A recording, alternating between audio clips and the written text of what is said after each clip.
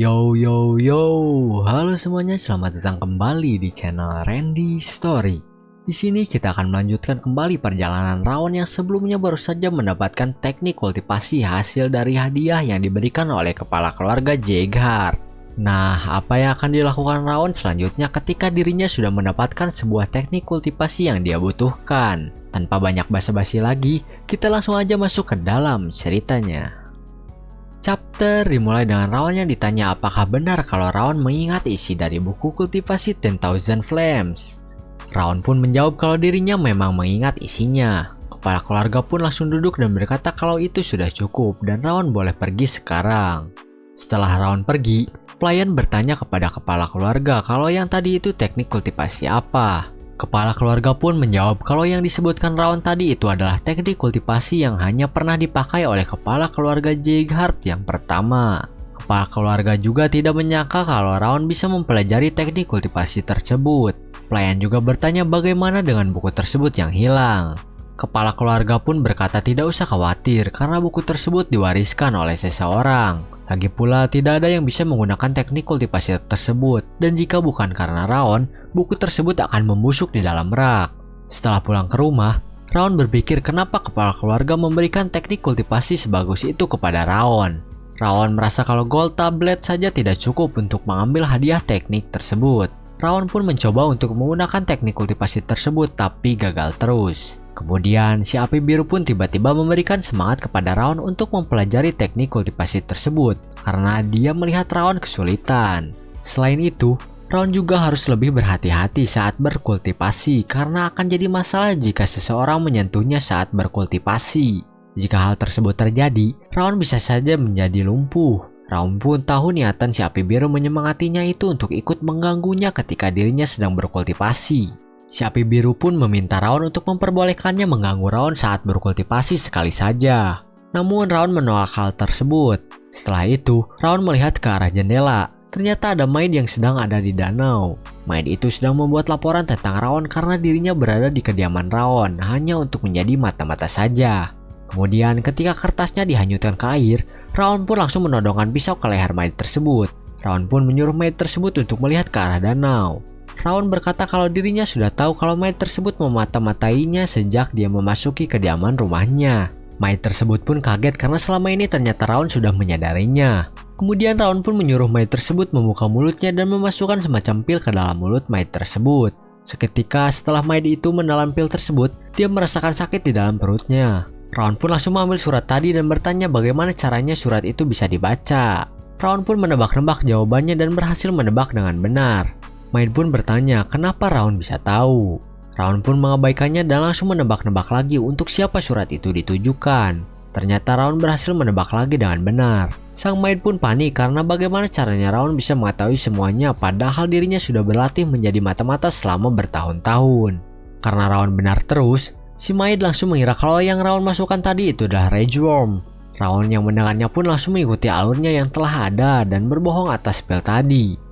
Sang Maid mengira kalau misinya itu akan menjadi misi yang mudah, tapi ternyata dia tidak mengira kalau akan ada orang seperti Rawon. Sang Maid pun menawarkan untuk mengganti isinya, tapi Rawon menolak dan menyuruhnya menulis sesuai dengan yang dia lihat saja. Tapi hanya tulis yang sudah pasti akan diketahui oleh bosnya tersebut. Kemudian, Rawon juga menawarkan Sang Maid untuk menjadi mata-mata ganda. Tanpa punya pilihan lain, Sang Maid pun menerima tawaran tersebut dan Rawon pun pergi sambil berharap kalau Sang Maid akan memberikan informasi yang berguna ketika mereka bertemu lagi nanti. Setelah itu, hari untuk kembali ke pelatihan pun telah tiba dan Rawon masih belum bisa menggunakan aura. Setelah sampai di tempat pelatihan, ternyata yang lolos hanya sekitar 42 orang saja. Hanya seperempat saja dari peserta awal. Kemudian Runaan tiba-tiba langsung menghampiri Rawon karena beberapa hari lalu di kediaman Runaan diberitahukan untuk selalu berterima kasih kepada orang yang telah membantunya. Oleh karena itu Runaan langsung menghampiri Rawon dan berterima kasih kepadanya.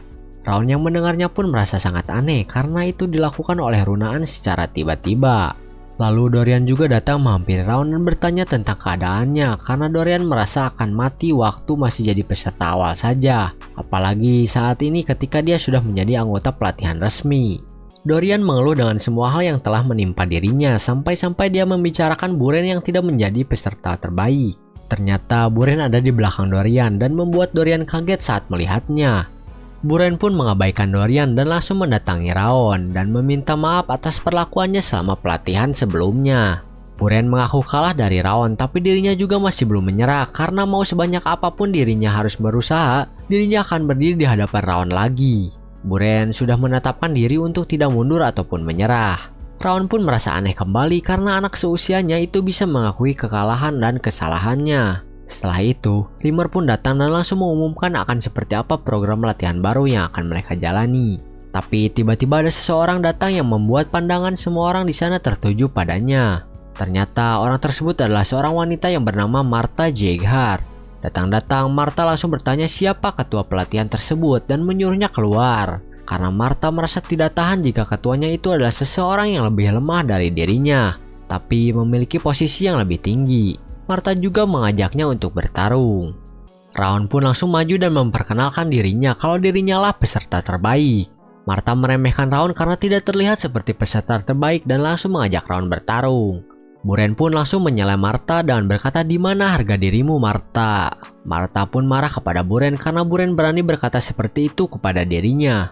Buren menjelaskan kalau Raon memanglah peserta terbaik dan Martha membalasnya dengan mengejek Buren. Tapi Buren tetap tenang dan tidak terpancing emosi. Kemudian, Runaan juga muncul untuk melindungi Raon dari Martha. Kemudian Martha pun berjalan pergi.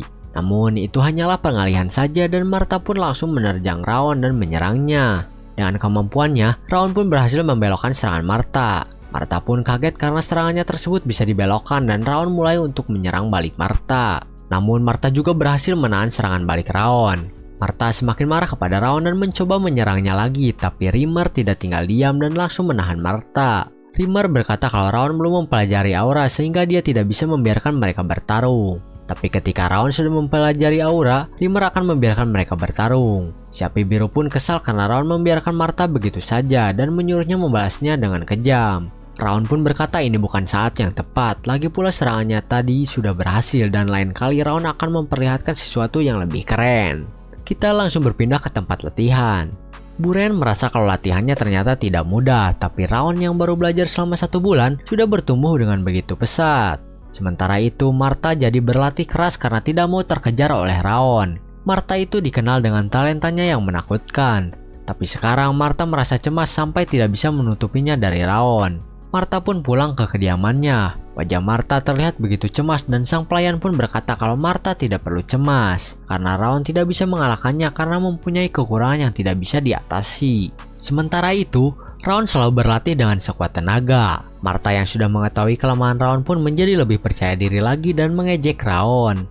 Martha diberitahu oleh sang pelayan kalau Raon itu memiliki mana sensitivity yang sangat rendah dan belum mempelajari aura. Sehingga Martha tidak cemas lagi dan malah menertawakan hal tersebut. Runaan yang melihat Martha yang sedang mengejek Raon pun mengusirnya. Setelah pelatihan hari itu selesai, Raon merasa latihannya selama ini sangat menyenangkan. Karena dulu ketika dia masih menjadi assassin, hal yang dia kembangkan hanyalah skill assassinnya saja. Si Api Biru pun marah lagi karena Raon hanya diam saja ketika dirinya dihina oleh Martha. Setelah itu, Runaan pun datang menghampiri Raon.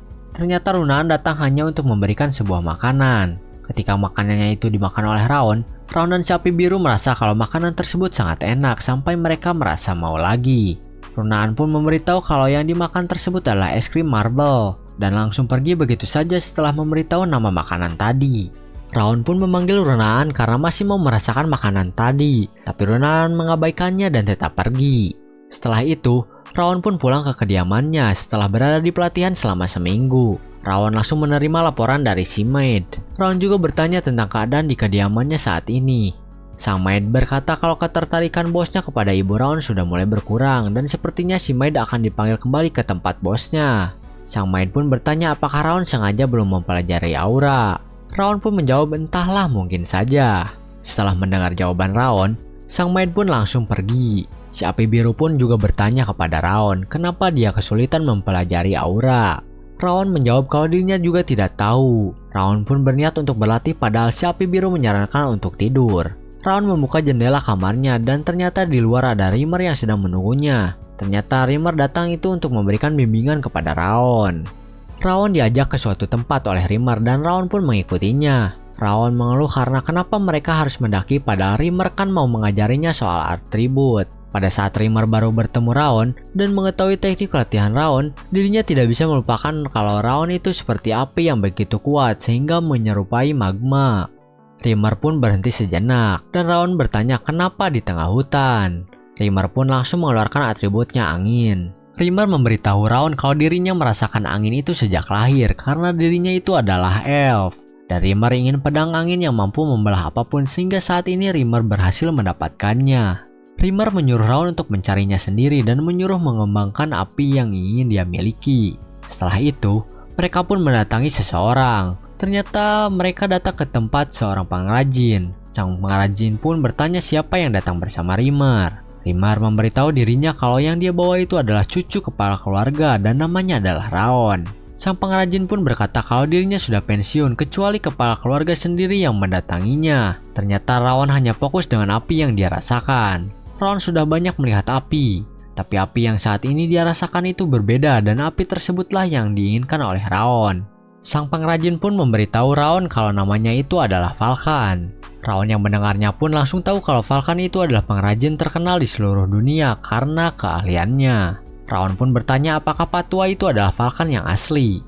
Falkan itu adalah pencipta dari pedang yang dipakai oleh kepala keluarga. Raon pun memberikan hormat kepada Falkan. Rimmer pun memperkenalkan Falkan kembali padahal Raon sudah mengetahuinya. Rimmer meminta bantuan sang perajin untuk menyalakan api supaya Raon bisa merasakan api. Sang pengrajin pun menyuruh mereka pergi ke bengkel pandai besi saja. Tapi Rimmer pun langsung memberitahu kalau Raon adalah anak dari Sylvia. Sang pengrajin pun merasa terkejut mendengarnya. Kemudian Raon meminta tolong kepada sang pengrajin untuk membiarkannya merasakan api. Sang pengrajin pun hanya menatap Raon saja.